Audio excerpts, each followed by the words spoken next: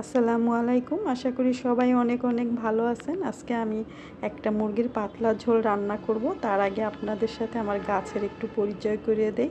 এটা হচ্ছে আমার পুদিনা গাছ। এখানে একটু পানি দিয়ে দিব। আর পাশেই আছে একটা ফুলের টব। এখানে অনেকগুলো মরিচের চারা উঠেছে। আমি মরিচের বিচি ফেলেছিলাম। আর আমার এই বাসার এই পাশটা খুবই খোলামেলা এবং ঘাস আর গাছের সবুজের সমারোহ বলতে পারেন। আর আমার একটা নয়নতারা ফুল গাছ আছে, সেটাতে সুন্দর ফুল ফুটেছে। এই তো সুন্দর ফুল ফুটেছে এখানে। আর এখন চলুন রান্না করে ফেলি।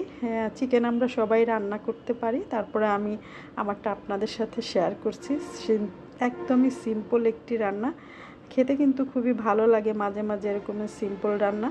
তো আমি পেঁয়াজ ভেজে তার মধ্যে গরম মশলা দিয়ে দিলাম। গোটা গরম মশলা আমরা যেগুলো মাংসতে দিই, আদা রসুন, তারপরে দারচিনি, এলাচ, লং, গোলমরিচ, তেজপাতা দিয়ে একটু নেড়ে চেড়ে স্বাদ মতো লবণ দিয়ে দিলাম। আর এখানে দিলাম মরিচের গুঁড়া, হলুদের গুঁড়া, আর দিচ্ছি ধনিয়া জিরার গুঁড়া। এই ধনিয়া জিরাটা আমার একসাথে ভাঙানো থাকে, তাই আমি একবারেই দিই। এটা একটু ভালো করে ভেজে এই তেলের মধ্যে তারপরে একটু পানি দিয়ে মশলাটাকে ভালো করে কষিয়ে নিব।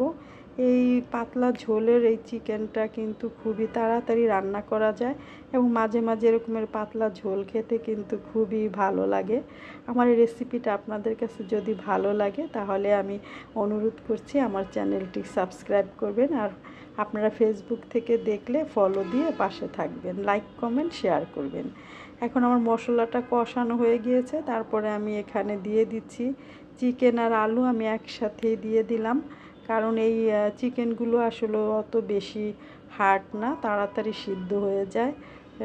আলু সেজন্য আমি একসাথেই দিয়ে দিই মাঝে মাঝে, যে দুটাই একসাথে সিদ্ধ হয়ে যাবে, কোনো সমস্যা নেই। আপনারাও এভাবে একদিন রান্না করে দেখতে পারেন। আমার মনে হয় না যে আলু শক্ত থাকবে বা চিকেন শক্ত থাকবে, দুটাই সুন্দর মতো সিদ্ধ হয়ে যায়।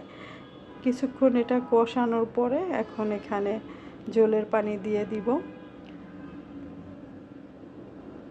ঝোলের পানি দিয়ে আবার একটু নাড়াচাড়া করে মশলাটা মিশিয়ে একদম হাঁড়ির গায়ে যে মশলাটা লেগেছিল সেটা একটু এরকম করে কাচাইয়া দিয়ে দিলাম।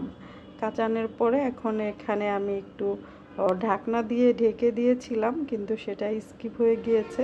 এই তো রান্নাটা আমার শেষ। আমি এরকমের ঝোল ঝোল রাখবো এইটা চিকেনটা। তো আমি এখানে এখন আর কিছুই দিব না, শুধু জিরার গুঁড়া দিয়ে পরিবেশন করে নিব। সবাই ভালো থাকবেন। আবারও নতুন কোনো রেসিপিতে কথা হবে। আল্লাহ হাফেজ।